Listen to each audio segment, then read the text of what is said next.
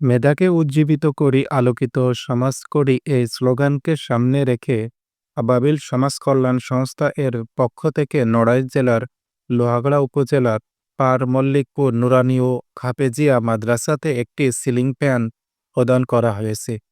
মাদ্রাসার শিক্ষার্থীদের জন্য আরামদায়ক ও শিক্ষাবান্ধব পরিবেশ নিশ্চিত করতেই এই ক্ষুদ্র প্রয়াস। উক্ত ফ্যানটিতে দোকানদার কর্তৃক ৫ বছরের গ্যারান্টি প্রদান করা হয়েছে। এই মহৎ কাজে যারা অর্থ দিয়ে সহযোগিতা করেছেন, মহান আল্লাহ তাআলা তাদের সকলকে দুনিয়া ও আখিরাতের উত্তম প্রতিদান দান করুন। আমিন।